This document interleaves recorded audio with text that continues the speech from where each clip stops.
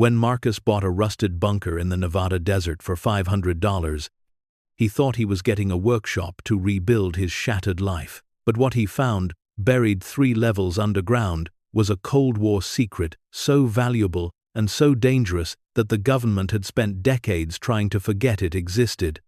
Before we explore what Marcus discovered in those concrete depths, make sure to smash subscribe, because tomorrow we have an extra special story for you that will blow your mind.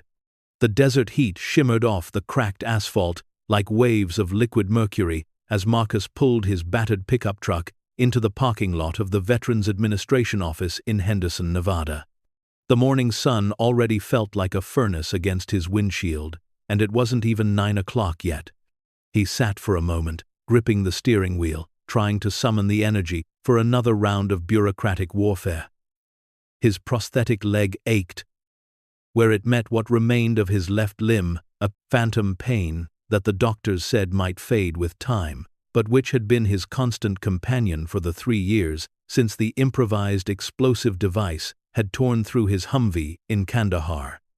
Sometimes the pain was sharp, like electrical jolts shooting up through nerve endings that no longer existed.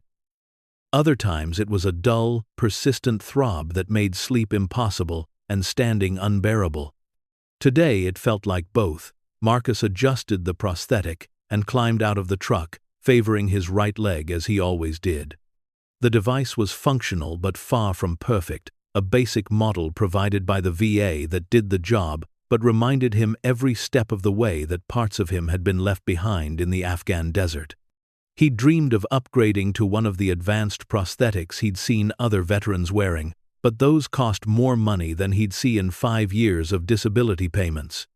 Inside the sterile government building, fluorescent lights hummed overhead like angry wasps.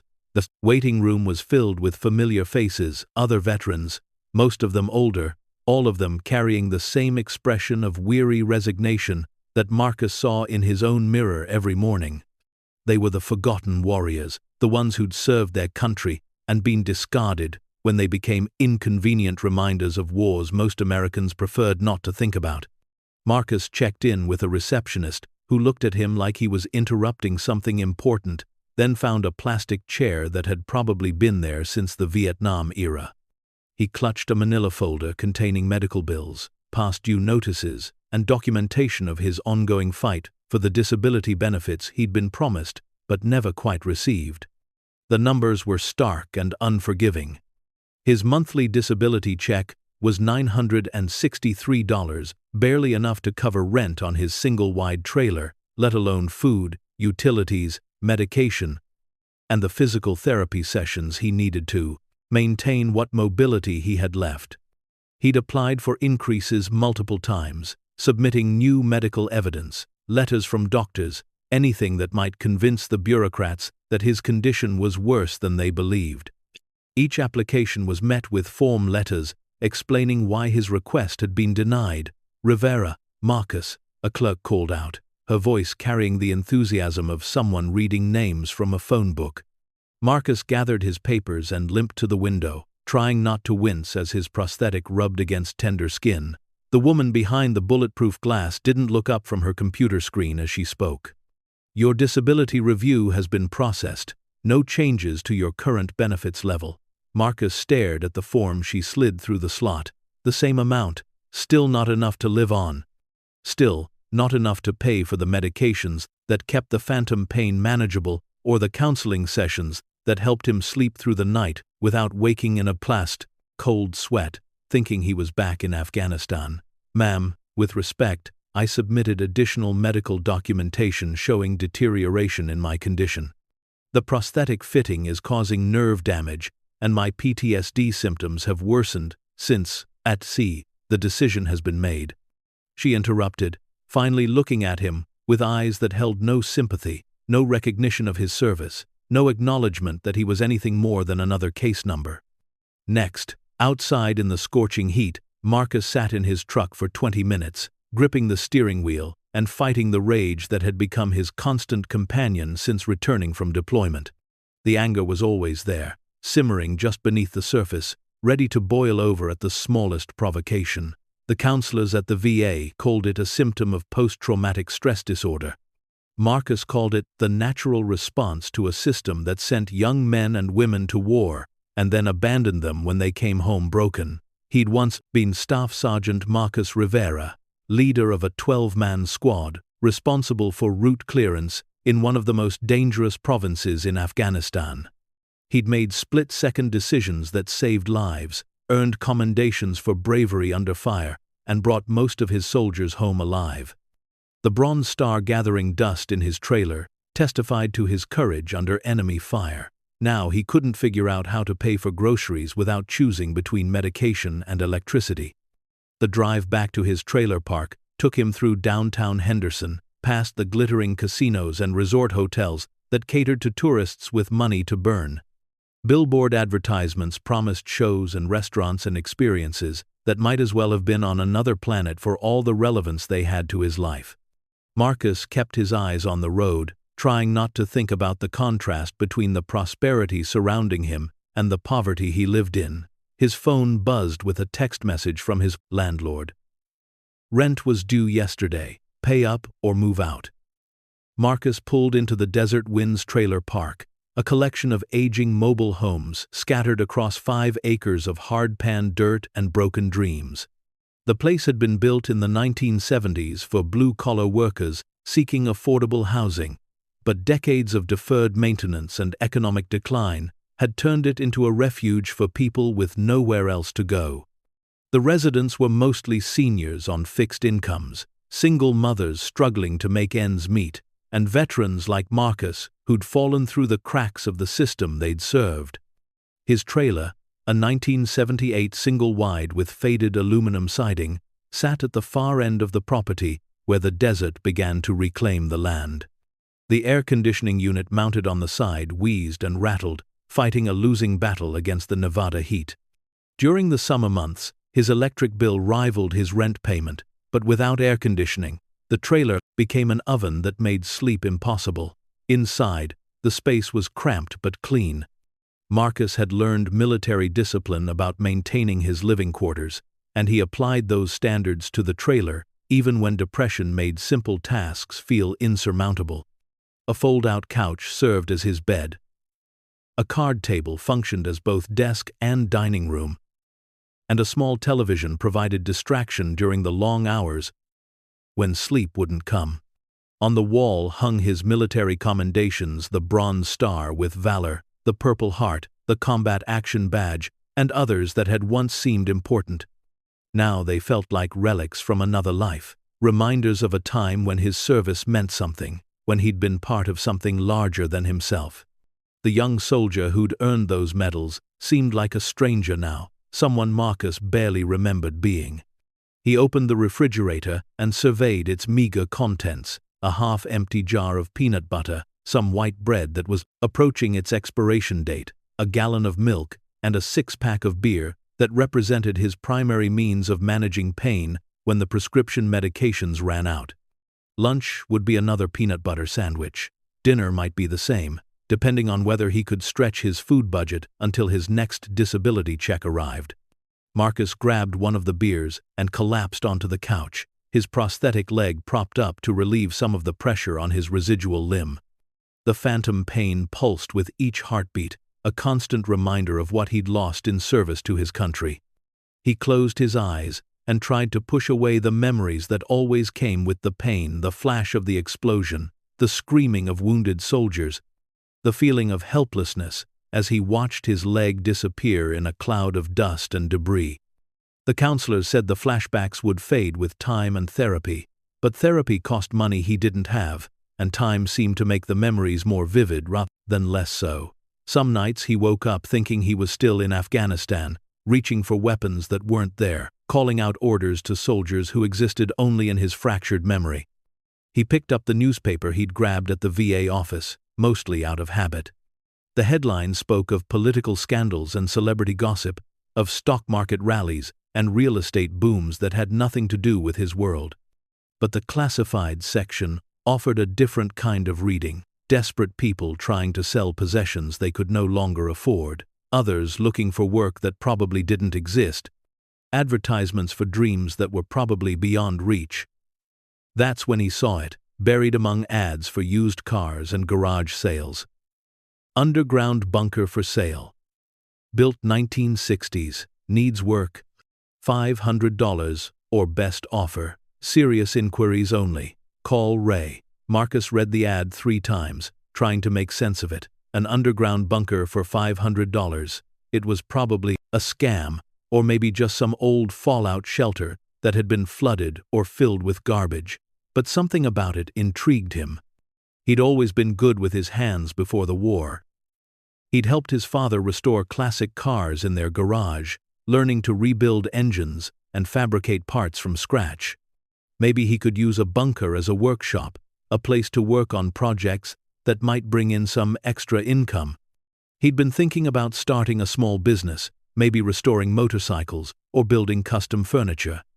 The problem was that he couldn't afford rent on a proper shop, and working in the trailer park wasn't practical.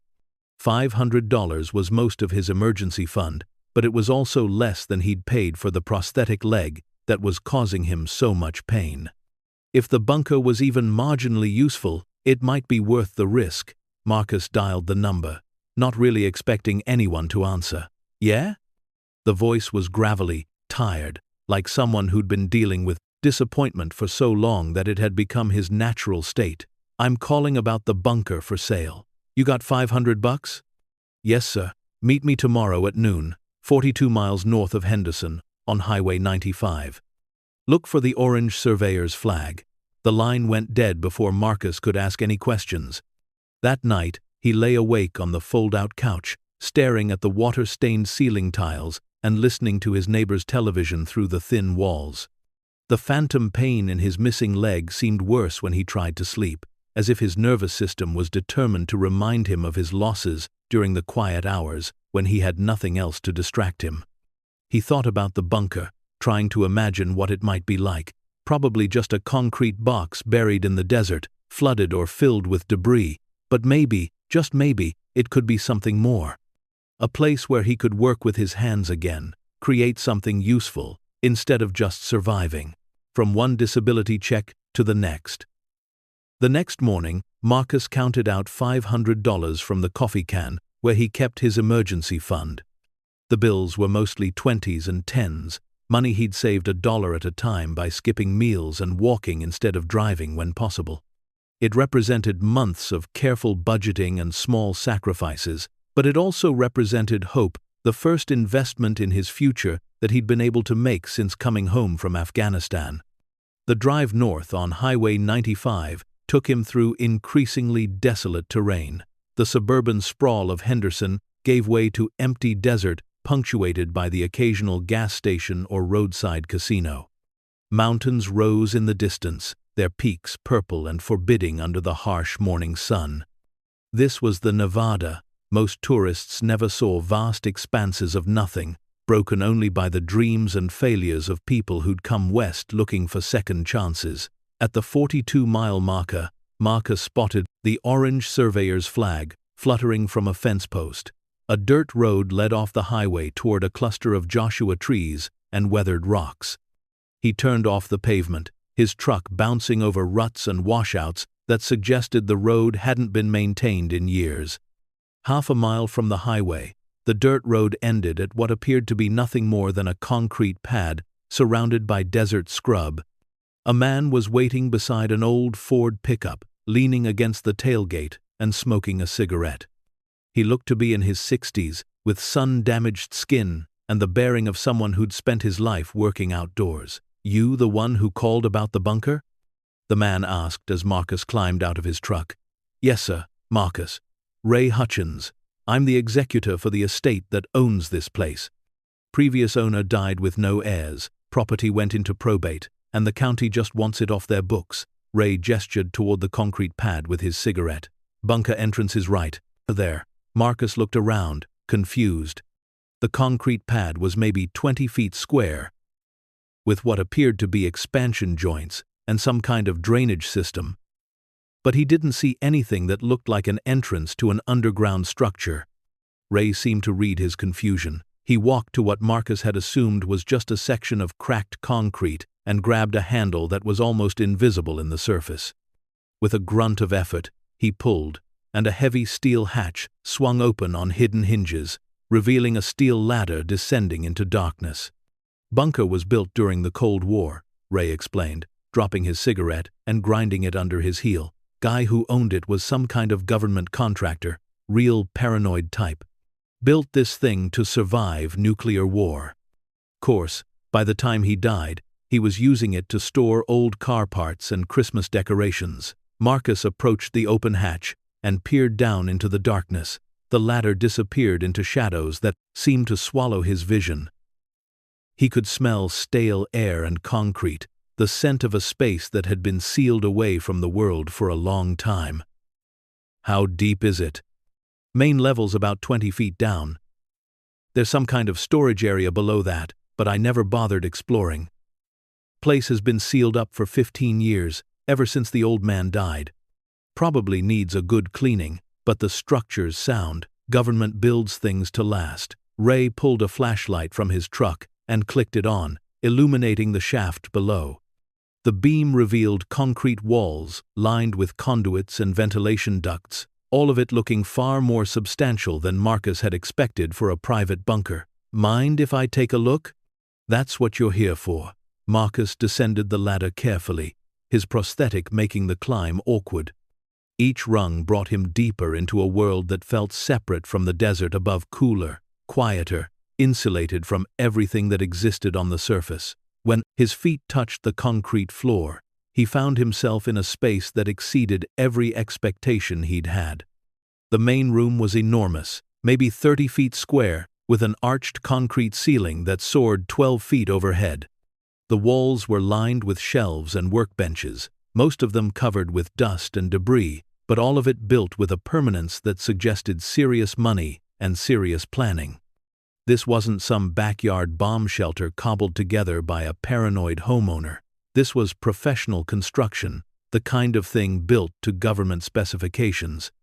Ray joined him at the bottom of the ladder and flipped a switch on the wall.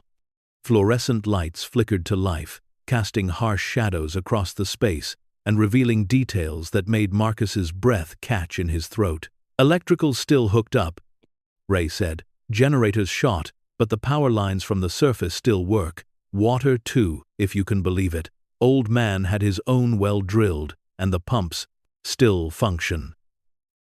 Marcus walked the perimeter of the room slowly, running his hands along walls that were easily 2 feet thick. The concrete showed no signs of water damage or structural problems, despite being underground for 60 years. In one corner, he found what appeared to be living quarters, a small bedroom with built-in furniture and a bathroom that looked like something from a submarine. You said the owner was a government contractor? That's what I heard. Name was Bernard Walsh, worked for some defense company back in the day, made good money doing whatever it was he did. Bought this land in 1962, spent the next couple years building this place. Lived like a hermit until he died. Marcus examined the construction more closely, noting details that suggested this bunker had been built for more than just personal protection. The ventilation system was far more sophisticated than necessary for a private shelter, with multiple intake and exhaust points that would allow the space to remain habitable for extended periods. The electrical system included both standard AC power and what appeared to be a separate DC system, powered by banks of batteries. Most intriguing was a steel door set into the far wall, secured with a wheel lock mechanism, like something from a naval vessel. The door was marked with stenciled warnings about authorized personnel and restricted access. What's behind that door? Ray shrugged. Storage area, I think. Never tried to open it. Figured whatever was down there could stay down there. Marcus tried the wheel mechanism, but it was locked tight, either rusted shut or secured from the other side. Still, the very existence of a lower level suggested that this bunker was far more complex than Ray understood. As Marcus continued his exploration, he began to notice details that didn't fit the profile of a paranoid homeowner building a personal shelter. There were mounting points on the walls that suggested sophisticated equipment had once been installed. The ceiling showed evidence of cable runs that would have supported communications gear. And everywhere he looked, the construction was overbuilt to a degree that seemed excessive even for nuclear survival. "I'll take it," Marcus said, the words coming out before he'd fully processed the decision. Ray blinked in surprise. "You don't want to think it over? Maybe have an engineer look at it?" "No, sir. I've seen enough." The paperwork was surprisingly straightforward. Ray had brought the deed with him, along with transfer forms that had been prepared by the county. Within an hour, Marcus Rivera was the legal owner of 40 acres of Nevada desert and one Cold War-era bunker of unknown purpose and unlimited possibility. As Ray's truck disappeared down the dirt road in a cloud of dust, Marcus stood alone on the concrete pad, looking out over his new property. The silence was profound, no traffic, no neighbors, no sounds, except the whisper of wind through the Joshua trees. For the first time in months, he felt something approaching peace, but it was more than peace. For the first time since the explosion in Afghanistan, Marcus felt like he was moving toward something, instead of just running away from everything. The bunker represented possibility, a chance to build something with his hands, instead of just surviving on government handouts and broken promises. That evening, Marcus returned to his trailer to pack. The manager seemed almost relieved to see him go, one fewer veteran to deal with. One fewer reminder of the casualties of America's endless wars. Marcus loaded his few possessions into the pickup truck, some clothes, his military memorabilia, basic tools, and the coffee can that now contained considerably less money but infinitely more hope. As he drove back to the bunker under a canopy of stars that seemed impossibly bright after the light pollution of the city, Marcus thought about the steel door in the lower level and the secrets it might contain. Bernard Walsh had spent decades guarding something in that underground fortress. Whatever it was, it now belonged to Marcus, along with the responsibility to decide what to do with it. The first night in the bunker was the best sleep Marcus had experienced since coming home from Afghanistan. 20 feet of reinforced concrete provided insulation not just from the desert heat, but from the memories and fears that had haunted his nights for years. The phantom pain in his missing leg seemed distant here, muffled by the weight of earth and stone above his head. When morning came, filtered down through the entrance shaft, like a pale promise of the day above, Marcus began the work of making the bunker his home. But even as he swept dust from the shelves and tested the ancient electrical systems, his eyes kept returning to the locked steel door and the mystery it represented. He'd bought the bunker, hoping for a workshop, and found what appeared to be a fortress. Now, he had to decide whether he was brave enough to discover what Bernard Walsh had been guarding for so long, and whether some secrets were better left buried in the Nevada desert where they could harm no one. But Marcus had learned something important during his time in Afghanistan. Sometimes the only way forward is through the door you're most afraid to open. And as he stood in his underground refuge, surrounded by the questions that Bernard Walsh had taken to his grave, he knew that his real journey was just beginning. The bunker that was supposed to be his sanctuary was about to become something much more dangerous and much more valuable than he could possibly imagine. The morning routine became Marcus's salvation. 6 o'clock every day, he'd climb down the steel ladder into his underground world, carrying a thermos of coffee and a mental list of tasks that would keep his hands busy and his mind focused on something other than the memories that tried to crawl back whenever silence settled around him. The work wasn't glamorous scraping rust, cleaning decades of accumulated dust, testing electrical connections that hadn't been used since the Cold War, but it was purposeful in a way that nothing had been since Afghanistan. By the end of the first week, Marcus had established a routine that felt almost military in its precision. Morning inspection of the bunker's systems, checking the water pump that somehow still functioned after 60 years, testing lights and outlets that Bernard Walsh had maintained with obsessive care until the day he died.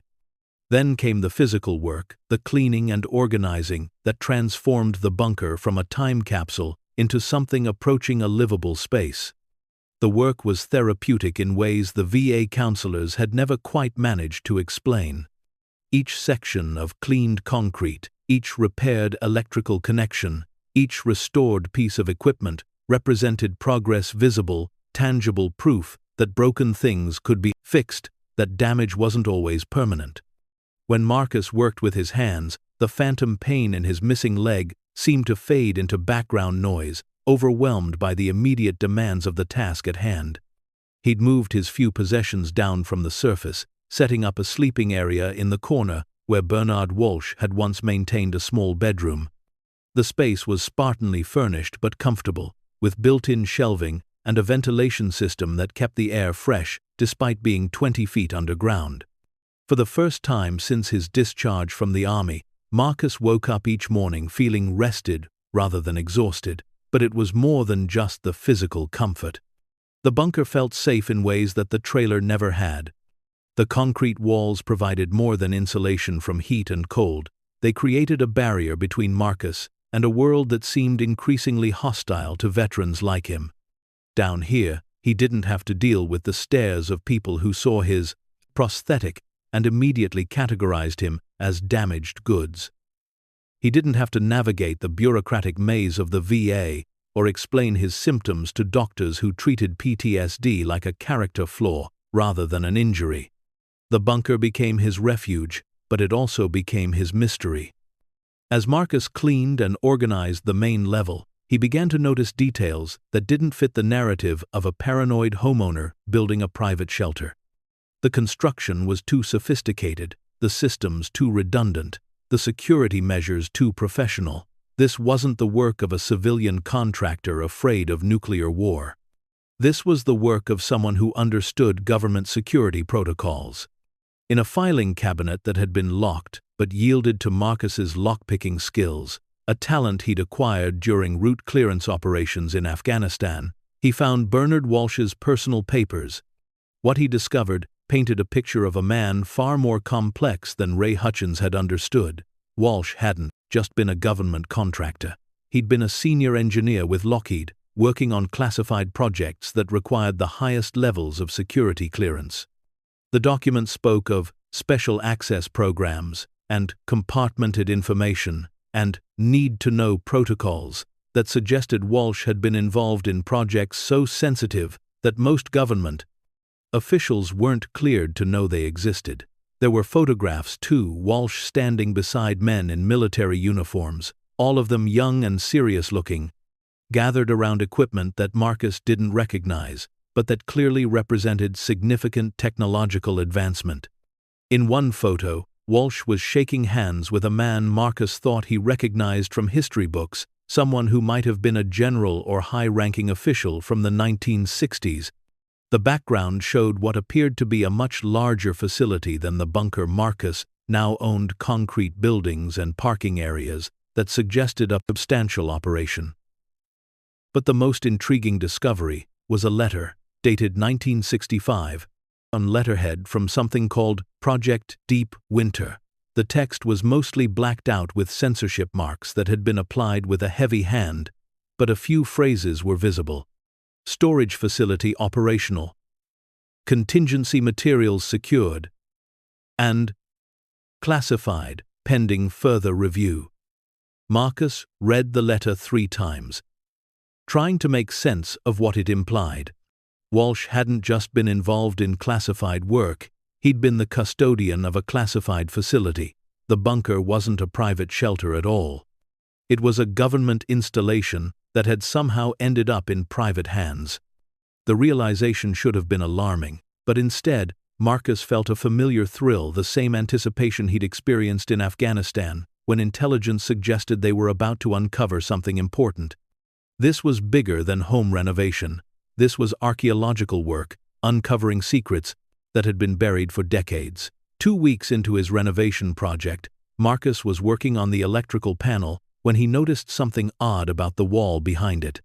The concrete looked different, slightly newer than the surrounding material, as if it had been poured at a different time or under different conditions. When he tapped the wall with a wrench, it sounded hollow. Marcus stepped back and examined the entire wall section. It was maybe 8 feet wide and ran from floor to ceiling. But now that he looked at it critically, it seemed like an afterthought, an addition to the original construction rather than part of the initial design. The electrical conduits running across the surface were newer than the original installation, suggesting they'd been added to conceal something. Over the next 3 days, Marcus carefully removed the electrical panel and traced the conduits back to their source. What he found confirmed his suspicions. The conduits were dummy installations, serving no actual electrical purpose. They'd been installed to make the false wall look like an integral part of the bunker's infrastructure. The question was how to access whatever lay behind the wall without damaging it. Marcus had learned patience during his military service. Sometimes the careful approach took longer, but yielded better intelligence than the direct assault.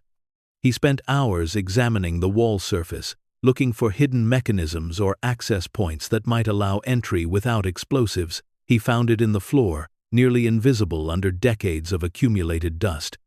A section of concrete, maybe 3 feet square, was slightly raised above the surrounding floor, with hairline cracks that suggested it was designed to move. When Marcus cleared away the dust and debris, he found finger holes drilled into the concrete handholds that would allow the section to be lifted. The concrete slab was heavy, but moved smoothly once Marcus got leverage on it. Beneath was a steel-lined access tunnel, maybe 4 feet high, and just wide enough for a person to crawl through. The tunnel extended into the darkness behind the false wall, disappearing beyond the reach of his flashlight beam. Marcus hesitated at the entrance. His military training warned him about unexplored spaces, booby traps, unstable structures, toxic atmospheres, but his curiosity was stronger than his caution. He grabbed his flashlight, a backup light, and a multi-tool, then squeezed into the tunnel. The passage was short, maybe 10 feet long, opening into a space that made Marcus's breath catch in his throat. He was looking at a room that had been sealed away for decades, preserved in pristine condition, like something from a museum. The air was dry and odorless, suggesting sophisticated preservation systems that were still functioning after 60 years. The hidden chamber was smaller than the main bunker, but far more impressive. The walls were lined with filing cabinets, map cases, and equipment racks that held devices Marcus didn't recognize, but that clearly represented advanced technology. Everything was organized with military precision, labeled and cataloged, according to systems that suggested government security protocols. Marcus emerged from the tunnel and stood in the center of the chamber, slowly turning to take in the scope of what he'd discovered. This wasn't just a storage room, it was a command center, complete with communications equipment, plotting tables, and what appeared to be early computer terminals from the 1960s. But it was the maps that captured his attention first. Mounted on the walls were detailed charts of the western United States, marked with symbols and notations that meant nothing to Marcus, but that clearly represented strategic information. Red circles marked locations across Nevada, California, and Arizona. Blue triangles indicated sites in Utah and Colorado. Green squares dotted the map from Mexico to Canada, suggesting a network of facilities that spanned the continent. In the center of the room, a plotting table held maps that were even more detailed topographic charts showing underground installations, shipping routes, and what appeared to be communication networks that connected dozens of sites across the American West. The scale of whatever operation this represented was staggering. Marcus approached the filing cabinets carefully, expecting them to be locked, but they opened easily under his touch. Inside were documents that confirmed his growing suspicion that he'd stumbled onto something far beyond a private bunker. The files contained operational orders, personnel rosters, inventory lists, and technical manuals for equipment that was decades ahead of anything Marcus had seen during his military service. Project Deep Winter, he learned from the documents, had been a classified program to create secure storage and command facilities across the American West. The project had been initiated during the height of the Cold War, when tensions with the Soviet Union made government officials believe that nuclear conflict was not just possible but inevitable. The facilities were designed to serve as continuity of government sites, places where essential personnel and materials could be protected in the event of atomic warfare. But Project Deep Winter had been more than just a survival program. The document spoke of strategic resource preservation and post-conflict recovery operations that suggested the facilities were intended to serve as staging areas for rebuilding American civilization after nuclear catastrophe.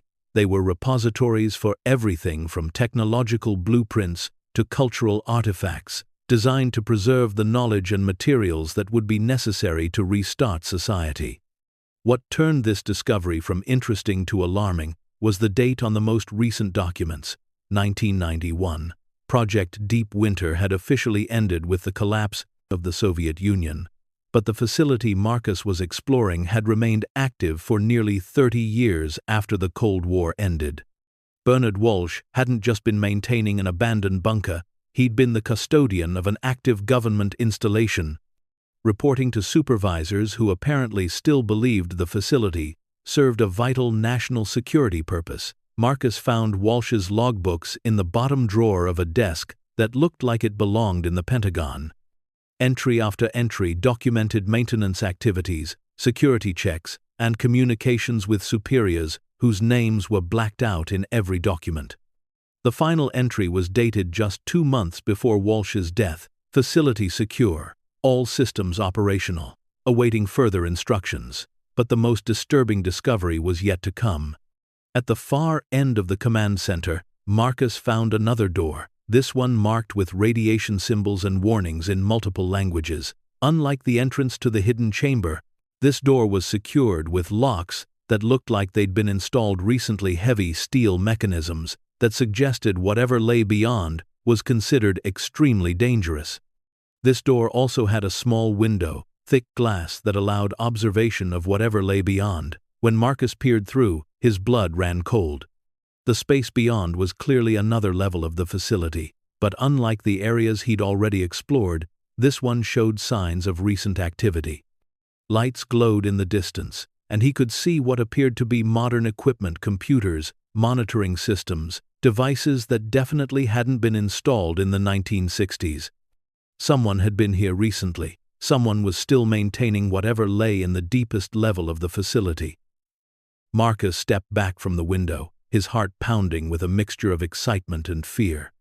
He'd bought a bunker, hoping for a workshop, and discovered what appeared to be an active government installation. The question was whether whoever had been maintaining the deeper levels knew about his presence and what they intended to do about it. What happens next will turn this veteran's quiet refuge upside down, reveal secrets the government spent decades trying to forget, and remind us why sometimes the most valuable discoveries come with the highest price. Stay tuned to see what happens next. If you're enjoying the story, please like, share, and subscribe for more. Over the following days, Marcus found himself caught between curiosity and caution. His military training told him to report the discovery to proper authorities, but his experience with the VA had taught him not to trust government promises.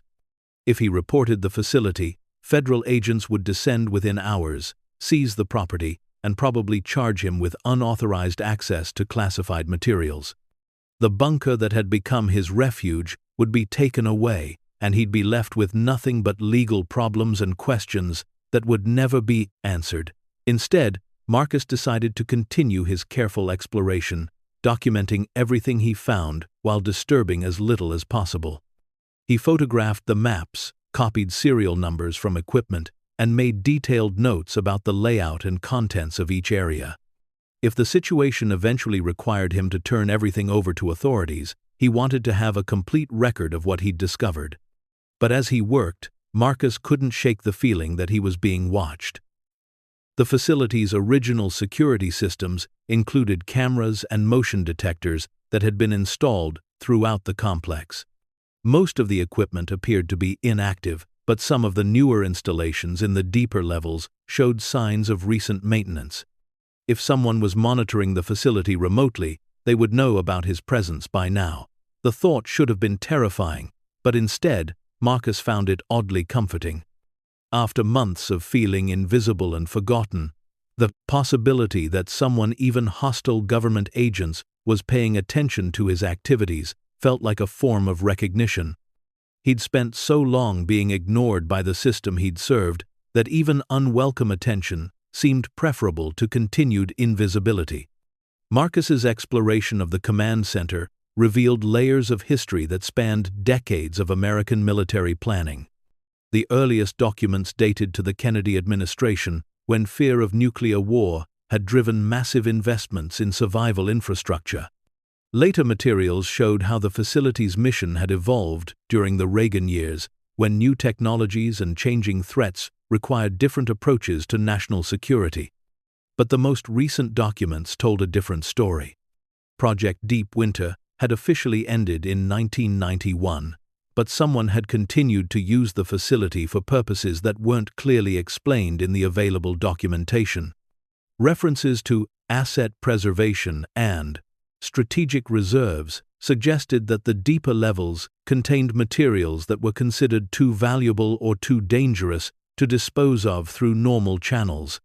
Marcus found inventory lists that referenced items stored in the secure levels below, but the descriptions were coded in ways that made them impossible to understand.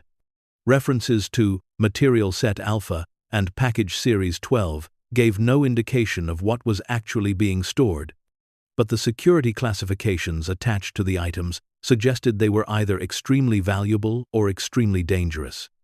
As his exploration continued, Marcus began to understand that the bunker represented more than just a Cold War relic. It was an active installation that had been maintained in secrecy for decades, serving purposes that the official end of Project Deep Winter hadn't terminated. Bernard Walsh had been more than a caretaker. He'd been the guardian of secrets that someone considered worth preserving long after the threat they'd been created to address had ended. The question that kept Marcus awake at night was what those secrets might be, and whether his discovery of them had made him a target for forces that operated far beyond the normal boundaries of law and oversight. In the quiet depths of the Nevada desert, surrounded by decades of carefully guarded mysteries, Marcus Rivera was about to learn that some knowledge carries a price that can never be fully calculated. The veteran who'd sought refuge in an underground bunker had instead found himself at the center of a conspiracy that reached into the highest levels of American government. And as he stood before the sealed door that led to the facility's deepest secrets, Marcus realized that his choice was no longer between poverty and prosperity, but between safety and truth.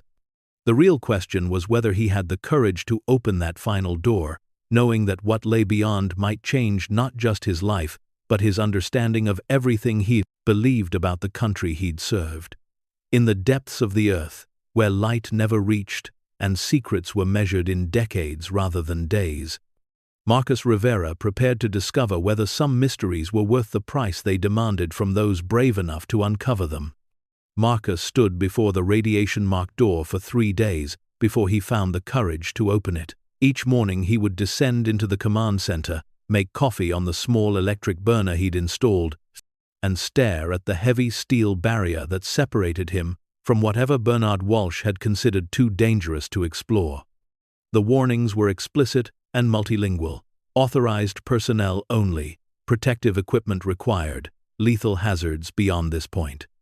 But Marcus had learned something important during his time in Afghanistan. The most dangerous choice was often inaction. Improvised explosive devices didn't announce themselves with warning signs, and enemy fire didn't wait for you to feel ready. Sometimes survival meant moving forward into the unknown, even when every instinct screamed for retreat. On the 4th morning, Marcus approached the door with the methodical preparation of a soldier entering a combat zone. He'd found protective equipment in one of the command center's storage lockers, radiation detectors, breathing apparatus, and what appeared to be a hazmat suit designed for nuclear emergencies. The equipment was decades old, but appeared functional, maintained with the same obsessive care Bernard Walsh had applied to every other system in the facility. The locks on the door were newer than anything else Marcus had encountered in the bunker. Modern electronic systems that required both key cards and numerical codes. But Walsh's meticulous record-keeping had extended to the security protocols. In his final logbook entries, Marcus found the access codes written in a careful hand, along with detailed procedures for entering what Walsh referred to as the vault. The door opened with a soft hiss of equalizing air pressure, revealing an airlock chamber lined with decontamination equipment. Beyond that was another door, this one marked with warnings that made the previous signs look casual: authorized personnel only, deadly force authorized, contents classified at highest levels. But it was the handwritten note taped beside the door that made Marcus's blood run cold. 3 people have died protecting what lies beyond this point. Proceed only if you understand that responsibility. The note was signed with Bernard Walsh's initials and dated 2 years before his death. Marcus stood in the airlock for 10 minutes, breathing filtered air and considering the weight of Walsh's warning. 3 people had died. This wasn't just about classified documents or Cold War paranoia. People had been killed to keep these secrets buried. The smart choice would be to turn around, seal the door, and pretend he'd never found this place. But Marcus had come too far to retreat now. He'd already crossed too many lines, discovered too many secrets, invested too much of himself in understanding what Bernard Walsh had been protecting. The veteran who'd bought a bunker for $500 was gone, replaced by someone who needed to know the truth regardless of the cost. The inner door opened onto a space that defied every expectation Marcus had formed about the facility. Where the upper levels felt like military installations from the 1960s, this chamber was clearly modern, climate-controlled, well-lit, equipped with technology that belonged in the 21st century rather than the Cold War era. The room was enormous, easily 100 feet square, with a ceiling that soared 20 feet overhead. But what dominated the space wasn't its size, it was its contents. Row upon row of steel shelving stretched from floor to ceiling, each shelf lined with containers, crates, and equipment that represented decades of careful accumulation. Marcus walked between the rows slowly, his radiation detector clicking softly, but not alarmingly. Everything was organized with museum-quality precision, labeled and catalogued according to systems that suggested enormous resources and unlimited time. This wasn't storage, it was curation, the kind of preservation effort usually reserved for priceless artifacts or strategic national assets. The first section he explored contained materials that made his engineering background irrelevant. Sealed containers marked with chemical symbols he didn't recognize, rows of metal ingots that gleamed with unusual luster, and samples of elements that belonged in research facilities rather than underground bunkers. The labels suggested incredible value: rhodium, palladium, platinum, in quantities that represented fortunes, rare earth elements that were essential for modern electronics, but available only from sources controlled by hostile nations. But the metals were just the beginning. As Marcus moved deeper into the vault, he found sections dedicated to technology that shouldn't have existed when the facility was built. Prototype computer equipment from companies that wouldn't be founded for decades, circuit boards and processors that represented leaps forward from anything available in the 1960s, and devices that appeared to be complete systems rather than experimental components. One entire section was devoted to what appeared to be spacecraft technology, heat shields, guidance systems, and propulsion components that looked far too advanced for the Apollo program. The documentation suggested these were components from projects that had been cancelled or classified at levels that removed them from public knowledge entirely. Most disturbing was the section devoted to biological materials. Refrigerated containers held samples that were clearly organic, but preserved with technology that kept them stable for decades without degradation. The labels suggested these were specimens from research programs that had been terminated for ethical reasons: medical experiments, biological weapons, research, genetic studies that had crossed lines the scientific community wasn't ready to accept. Marcus found himself in the center of what appeared to be the American government's secret museum, a repository for everything too dangerous too valuable, or too controversial to acknowledge publicly. When programs were cancelled, when research went too far, when technologies needed to disappear, they came here. But it was the historical artifacts that truly staggered him. In climate-controlled cases, Marcus found documents that should have been in the National Archives, artwork that museums had listed as lost or destroyed, and cultural treasures that had vanished during World War II and been presumed destroyed by enemy action. There were paintings by masters whose works hung in the Metropolitan Museum of Art, sculptures that had been looted from European collections during the war, and manuscripts that scholars had been searching for decades. The value of these items alone exceeded anything Marcus could calculate, not just monetary worth, but historical significance that belonged to all humanity. In one corner of the vault, Marcus discovered something that made his hands shake as he read the documentation. A complete archive of Nazi research programs, including medical experiments, weapons development, and scientific studies that had been seized by American forces at the end of World War II. The materials were horrifying in their scope, detailed records of human experimentation, biological weapons, research, and technological development that had cost thousands of lives. But most shocking was the evidence that this research hadn't been destroyed or turned over to international authorities. Instead, it had been preserved, studied, and in some cases continued under American auspices.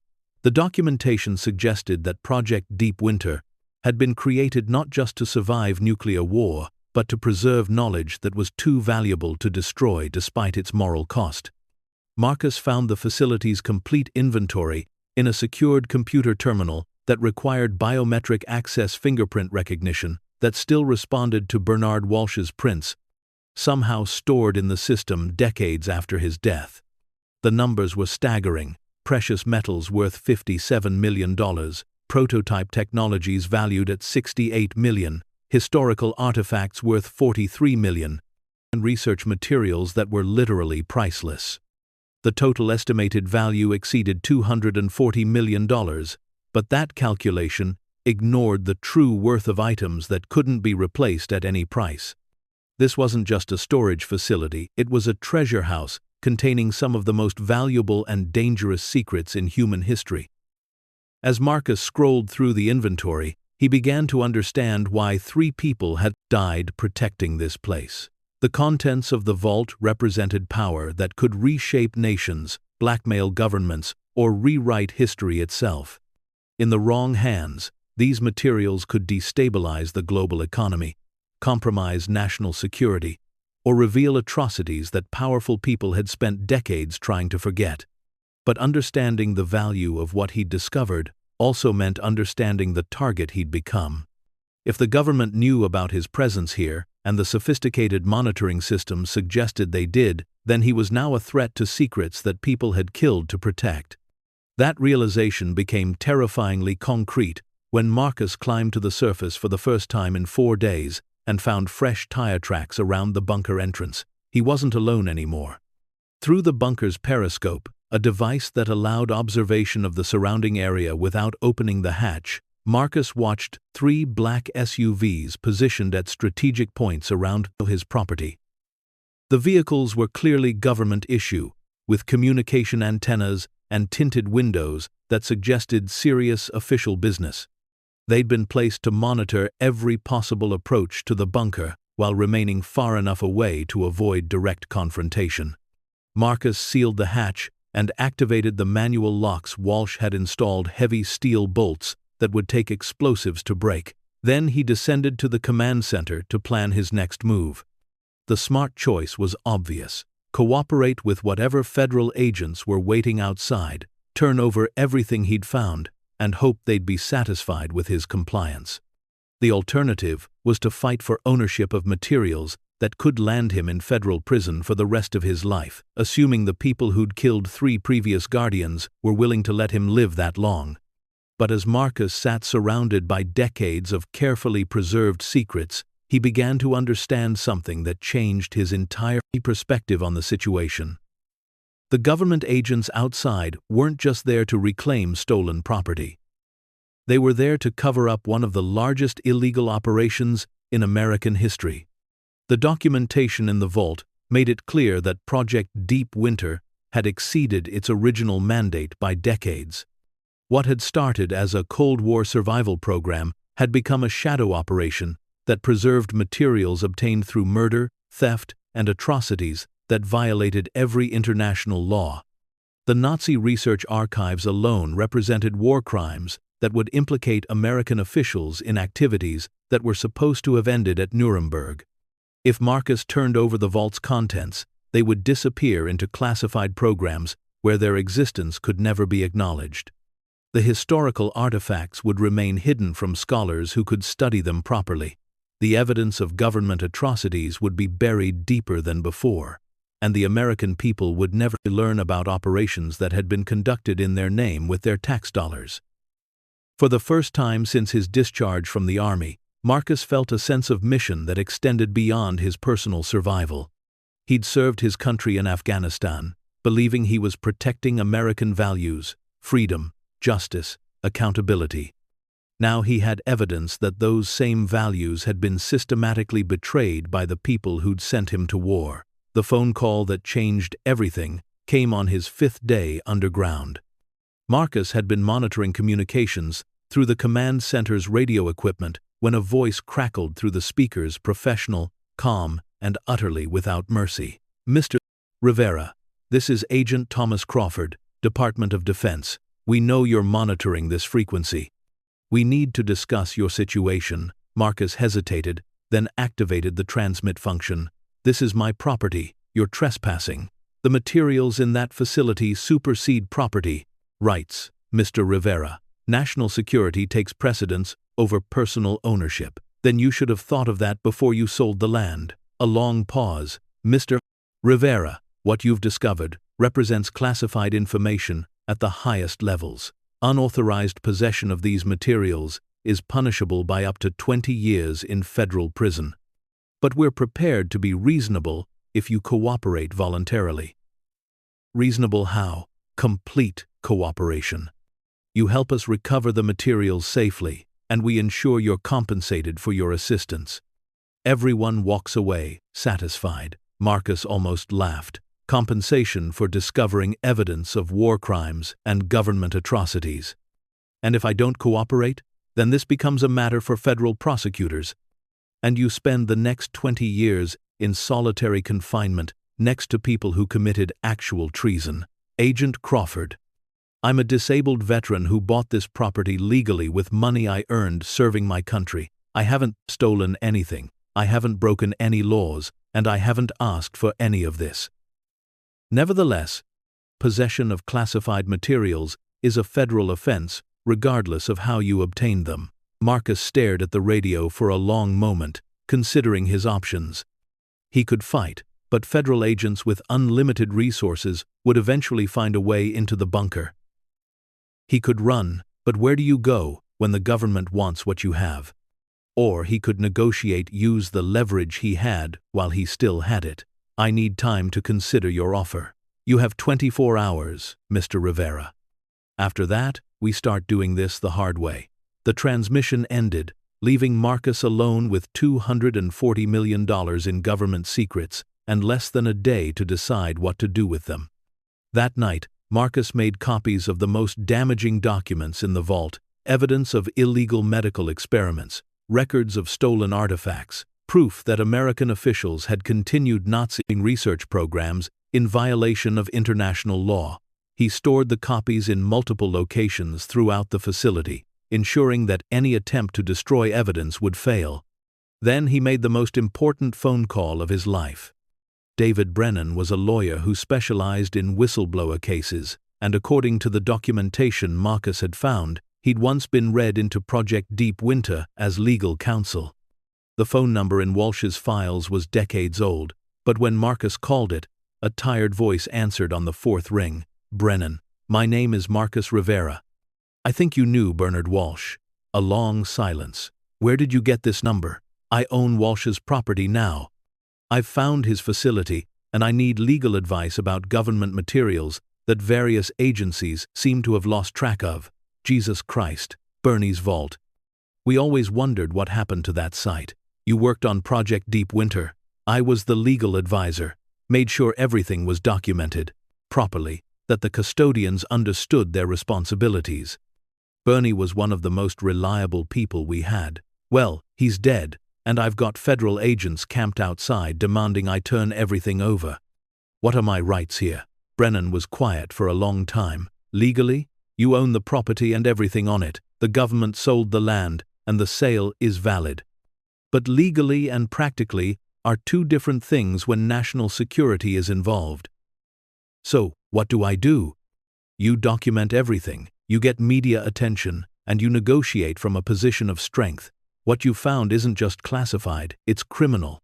And criminals, even government criminals, don't want their crimes exposed to public scrutiny. By morning, Marcus had uploaded copies of the most damaging documents to secure servers operated by journalists who specialized in national security stories. If anything happened to him, if the bunker was raided, if he disappeared into the federal prison system, the biggest government cover-up since Watergate would become front-page news.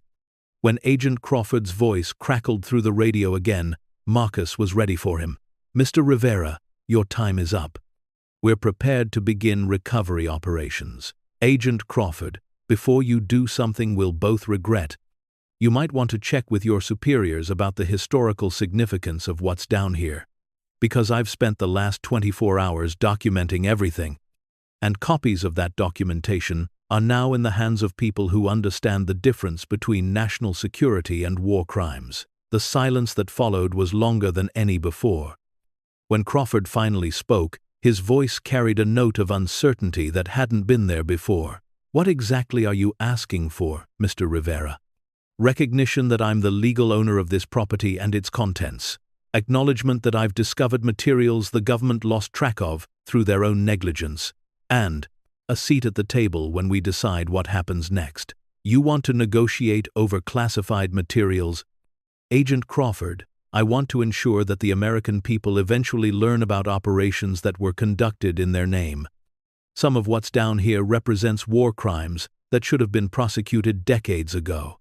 Other materials belong in museums where scholars can study them properly. And all of it represents a violation of the trust the American people placed in their government. That's a very dangerous position, Mr. Rivera. Agent Crawford, I'm a disabled veteran who lost his leg serving a country that apparently conducts medical experiments on prisoners and steals cultural artifacts from allied nations. I've already paid a price for dangerous positions. The negotiation that followed would determine whether Marcus Rivera emerged from the Nevada desert as a wealthy man or spent the rest of his life fighting federal prosecutors. But for the first time since discovering the vault's secrets, he felt like he was fighting for something larger than his own survival. In the depths of his underground fortress, surrounded by evidence of government crimes that spanned decades, a wounded veteran prepared to wage the most important battle of his life, not with weapons, but with truth, law, and the kind of stubborn courage that had carried him through the war zones of Afghanistan. The outcome would determine not just his future, but whether the American people would ever learn about the price that had been paid in their name for secrets that powerful people had killed to protect. The standoff lasted 6 days.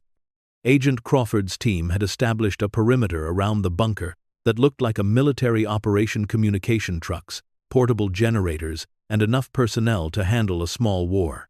But what they couldn't do was force their way into 20 feet of reinforced concrete without risking the destruction of everything they'd come to recover. Marcus had turned the command center into a war room of his own. The walls were covered with copies of the documents he'd found, organized into categories that told the complete story of Project Deep Winter: illegal medical experiments, stolen cultural artifacts, continued Nazi research programs, and financial assets that had been hidden from congressional oversight for decades. It was a catalog of government crimes that stretched back to the end of World War II. But the most important discovery wasn't about the past, it was about the present legal status of everything he'd found. Working through Bernard Walsh's meticulously maintained files, Marcus had uncovered the complete chain of title for the property. The land had originally been purchased by the government in 1962 through a complex series of shell companies and classified appropriations. But when Project Deep Winter was officially terminated in 1991, the property should have reverted to federal ownership through automatic clauses in the original purchase agreements. Instead, someone in the bureaucracy had made a mistake. The termination of the project had triggered the wrong set of protocols, and instead of reverting to federal control, the property had been transferred to Bernard Walsh personally as compensation for his decades of service. Walsh had owned the land legally for 15 years before his death, and when he died without heirs, it had entered probate through normal civilian courts. The government had no legal claim to the property or its contents. They'd sold it, fair and square, and their current presence represented nothing more than an illegal attempt to recover assets they'd lost through their own administrative incompetence. This revelation changed everything. Marcus wasn't a thief in possession of stolen government property. He was the legal owner of materials that the government desperately wanted back but had no right to claim. David Brennan arrived on the 7th day, flying into Las Vegas and driving a rental car through the federal perimeter like he owned the place.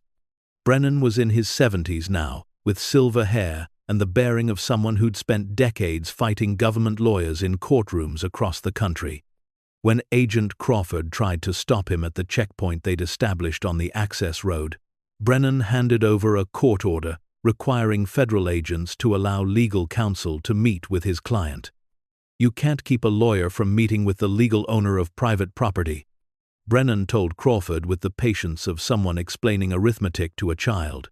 "Mr. Rivera isn't under arrest, he hasn't been charged with any crime, and he's sitting on land he owns free and clear." Marcus met Brennan at the bunker entrance, grateful to see another human face after a week of isolation. The lawyer was smaller than Marcus had expected, but his eyes held the kind of intelligence that came from winning battles against much larger opponents. "So," Brennan said as they descended into the command center, "how much trouble are we in?" Marcus gestured toward the walls covered with documentation. "Depends on your definition of trouble. If you mean legal trouble, we're fine. If you mean the kind of trouble that involves people who kill to protect secrets, we're probably in serious danger." Brennan spent the next 4 hours reviewing the documents Marcus had found, occasionally whistling softly or muttering under his breath. When he finished, he leaned back in his chair and stared at the ceiling for a long time. "Jesus, Marcus, do you understand what you've found here? Evidence that the government has been lying to the American people for decades.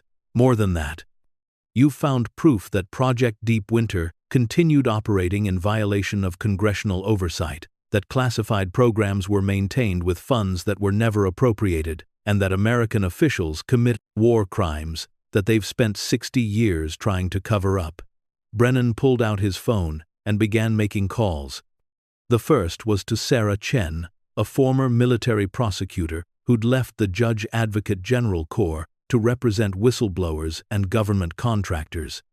The second was to Maria Santos, an investigative journalist who specialized in national security stories and had spent years trying to uncover the truth about Cold War programs. "We're not just going to negotiate for your right to keep this stuff," Brennan explained. "We're going to use what you've found to expose one of the biggest cover-ups in American history." Sarah Chen arrived the next morning with a briefcase full of legal precedents and a strategy that was both simple and devastating. The government's position was that national security superseded property rights, but Chen had cases proving that national security couldn't be used to cover up criminal activity. The evidence Marcus had found didn't just represent classified materials, it represented proof of ongoing criminal conspiracy by federal officials. "They can't claim executive privilege over war crimes," Chen explained to the team gathered in the command center. "They can't invoke national security to protect evidence of illegal medical experiments. And they sure as hell can't seize private property to cover up their own administrative incompetence." Maria Santos was the final piece of the puzzle. She'd been investigating Project Deep Winter for 15 years, following paper trails and source networks that had led her close to the truth but never close enough to prove it. When she saw the documentation Marcus had found, tears actually came to her eyes. "This is everything," she whispered, holding a report on medical experiments that had been conducted on prisoners without their knowledge or consent. "This is the smoking gun that proves everything we've suspected for decades." Santos had relationships with editors at major newspapers and television networks who'd been waiting for exactly this kind of story. Within hours of reviewing the documents, she'd arranged for publication schedules that would make the story front-page news across the country. The government had maybe 48 hours before their secrets became public knowledge. That timeline forced Agent Crawford to negotiate in good faith for the first time. The meeting took place in the bunker's main level, with Marcus and his legal team on one side of Bernard Walsh's old desk and Crawford with 2 other federal agents on the other. Crawford looked like he hadn't slept in days, and his usual professional composure had been replaced by something approaching desperation. "Mr. Rivera, I'm going to be direct with you. What you found here represents information that could compromise ongoing operations, endanger intelligence assets, and damage relationships with allied governments. We're prepared to offer substantial compensation for your cooperation in securing these materials." Sarah Chen leaned forward. "Agent Crawford, before we discuss compensation, let's establish the legal framework. Do you acknowledge that Mr. Rivera is the legal owner of this property and its contents?" A long pause. "The legal status of certain classified materials is complex. Agent Crawford, it's a simple question. Does the federal government have a legal claim to this property?" "No," Crawford admitted. "The property was legally transferred to Mr. Walsh and subsequently sold through legitimate probate proceedings." "And do you acknowledge that the previous custodian of this facility, Bernard Walsh, was authorized to maintain these materials on behalf of the federal government for over 20 years after the official termination of Project Deep Winter?" "I can't comment on classified operations, Agent Crawford," Marcus interrupted. "I have Walsh's logbooks showing regular communication with federal supervisors until 2 months before his death. Either he was authorized to maintain this facility, or your agency has been operating an illegal installation for 30 years. The negotiation continued for 2 days, with both sides understanding that they needed each other more than they wanted to admit. The government needed to recover the most sensitive materials before they became public, but they also needed to avoid the scandal that would erupt if the full story became known. Marcus needed legal protection and financial security. But he also wanted to ensure that the most important historical materials would eventually reach the public domain. The breakthrough came when David Brennan suggested a solution that neither side had considered: a controlled disclosure process that would satisfy both national security concerns and the public's right to know. "The historical artifacts belong in museums," Brennan argued. "The Nazi research archives need to be turned over to international authorities for proper investigation. The evidence of illegal medical experiments should be released to congressional oversight committees. And the financial assets that were hidden from appropriation oversight should be subject to audit by the Government Accountability Office. But the most sensitive materials, active intelligence operations, current weapons research, ongoing classified programs, would be returned to government control through a process that acknowledged Marcus's legal ownership while protecting legitimate national security interests." "You keep the historical artifacts and financial assets," Chen summarized. "The government recovers the materials that could actually compromise current operations. And the evidence of criminal activity gets turned over to appropriate oversight authorities for investigation." The final agreement was complex enough to require a team of lawyers from both sides to draft, but its basic terms were straightforward. Marcus would retain ownership of approximately 40% of the vault's contents, including precious metals worth $57 million, historical artifacts valued at $28 million, and prototype technologies that were no longer classified. The government would recover materials related to active operations, current weapon systems, and intelligence programs that could endanger lives if disclosed. Most importantly, the evidence of illegal government activities would be turned over to a joint congressional oversight committee with the authority to investigate and, if necessary, prosecute officials who had violated federal law. Marcus walked away from the negotiation as a wealthy man. But more importantly, he walked away as someone who'd helped expose one of the largest cover-ups in American history. 6 months later, Marcus stood in the lobby of the Rivera Center for Veteran Transition Services, watching crews install the final pieces of equipment in what had once been a failing shopping center in downtown Henderson. The building now housed job training programs, counseling services, legal aid clinics, and housing assistance for veterans struggling with the transition to civilian life. The irony wasn't lost on him. The government that had forgotten about him after his service had inadvertently provided him with the resources to help other veterans they'd forgotten too.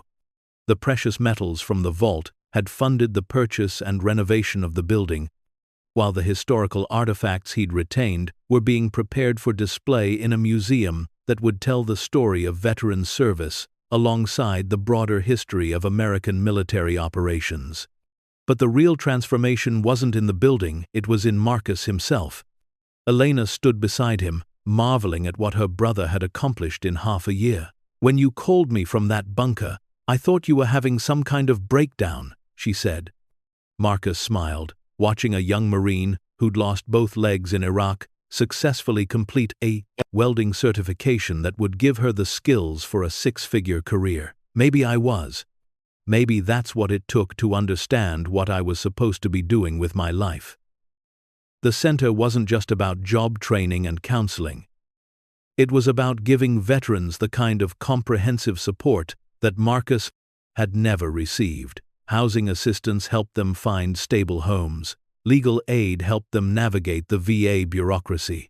Educational programs helped them develop skills that would give them independence and dignity. And counseling services helped them process the trauma of war in environments that understood their experiences. Marcus had hired Sarah Martinez as the center's executive director. Sarah was the young veteran who'd approached him for help during the early days, and her experience with the transition challenges had made her an effective advocate for others facing the same struggles. Under her leadership, the center had developed programs that addressed not just the immediate needs of veterans, but the long-term challenges of building meaningful lives after military service. The difference between surviving and thriving, Sarah often told new arrivals, is having people around you who understand where you've been and support where you're going. The center also served as a model for similar programs in other cities. Marcus had used his resources to establish partnerships with universities, labor unions, and corporations that recognized the value of hiring veterans. The skills that made someone an effective soldier: discipline, leadership, the ability to function under pressure, translated directly to civilian careers when veterans received proper training and support. But perhaps the most important program was the one that brought veterans together with others who'd faced similar challenges. The counseling groups weren't just about processing trauma, they were about building communities that could provide ongoing support for decades after military service ended. Marcus often joined these groups, not as the center's founder, but as another veteran working through his own challenges. The phantom pain in his missing leg still came sometimes, and the nightmares still visited on difficult nights. But these experiences seemed smaller now, more manageable, when they were shared with others who understood them. One evening, after a particularly busy day at the center, Marcus found himself in the basement workshop he'd built as a recreation of the bunker that had changed his life. The space was filled with tools and projects, motorcycles being restored, furniture being built, engines being rebuilt. It was a place where veterans could work with their hands and create things that would last, just as Marcus had done during his early days in the Nevada desert. The workshop connected him to the man he'd been before the war, while the center connected him to the purpose he'd found after it. Both were necessary for the person he was becoming. A young veteran named David knocked on the workshop door, carrying a portfolio that contained his artwork. David had been struggling with PTSD and homelessness when he'd first come to the center, but the art therapy program had helped him process his experiences in ways that traditional counseling hadn't achieved. "Mr. Rivera, I wanted to show you what I've been working on," David said, opening the portfolio to reveal a series of paintings that captured the complexity of military service, the brotherhood, the loss, the pride, and the pain that defined the veteran experience. Marcus studied the paintings, seeing in them reflections of his own journey from the wounded soldier who'd bought a bunker for $500 to the advocate who now helped others find their own paths to healing.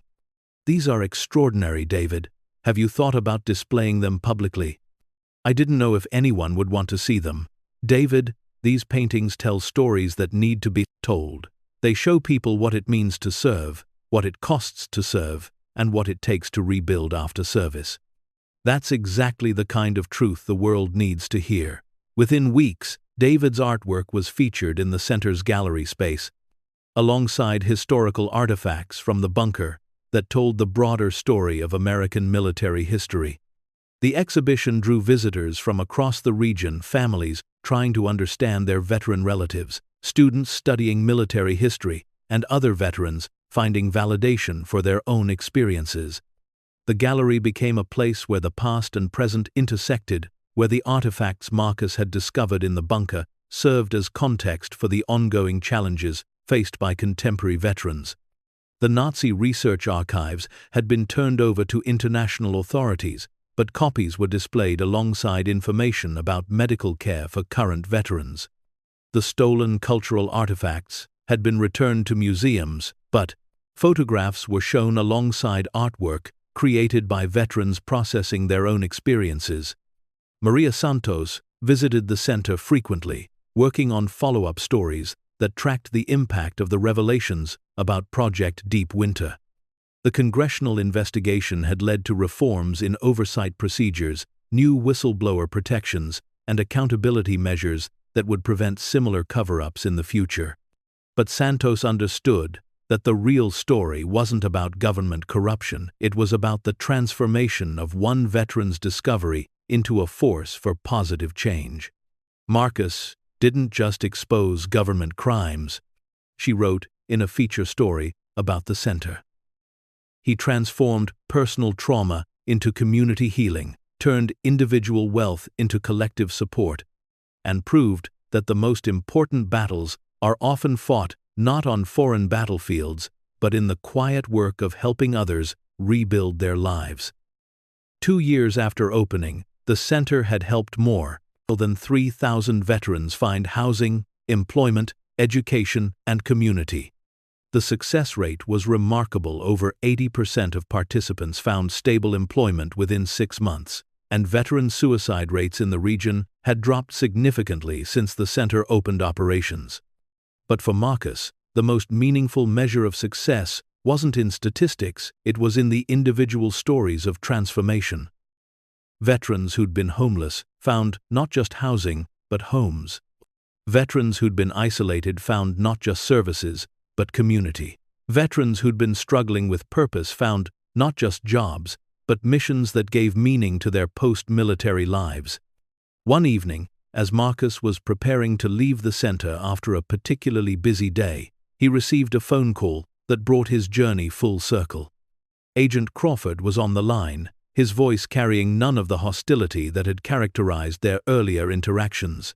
"Mr. Rivera, I wanted to let you know that the congressional investigation has concluded its work.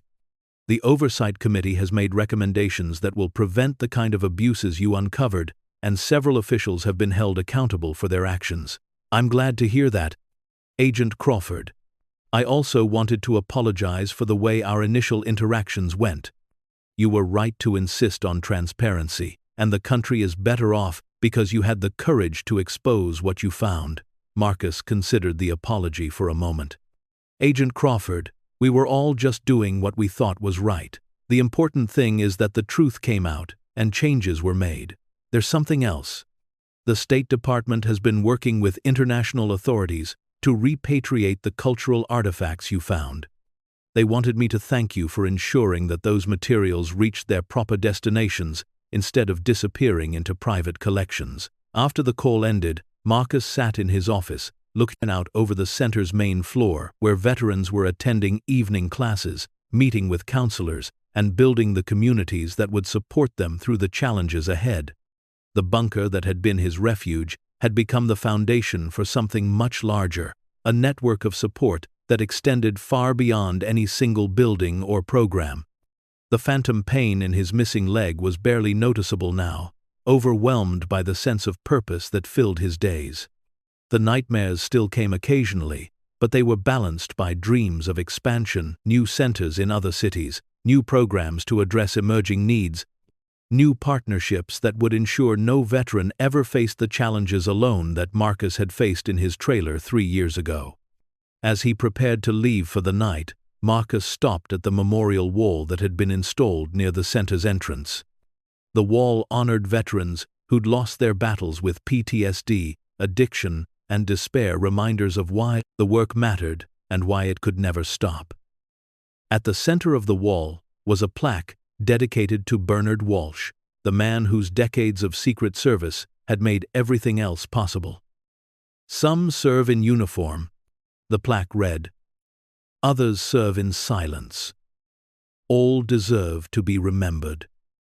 Marcus touched the plaque gently, then walked toward his truck for the drive home to the house he'd bought in a quiet neighborhood where children played in yards and neighbors waved from their porches. It was the kind of normal life he'd never thought possible during those dark months in the trailer park, but it was also a life that gained meaning from its connection to the work at the center. The veteran who'd bought a bunker for $500, hoping to find a place to hide from his demons, had instead discovered the resources to fight those demons, not just for himself, but for every veteran who'd been forgotten by the system they'd served faithfully. Marcus Rivera's story reminds us, sometimes the greatest treasures aren't the ones we seek, but the ones we create from the challenges that test us. In a world that often forgets its heroes after the parade's end, one veteran proved that service isn't a job, it's a calling that finds new forms in every chapter of life. Because the real victory isn't in what we survive, but in what we build from the broken pieces. And sometimes, the greatest battle isn't fought on foreign soil, but in the quiet moments when we choose to transform our pain into purpose, our struggle into service, our survival into something that serves others. Marcus Rivera didn't just find a fortune buried in the desert, he found a future worth building, one veteran at a time. And in doing so, he reminded all of us that the strongest heroes aren't always the loudest. Sometimes they're the ones with calloused hands, quiet determination, and hearts big enough to turn their own healing into hope for others. This incredible true story shows us that sometimes our biggest discoveries come not from what we find, but from what we do with what we've been given.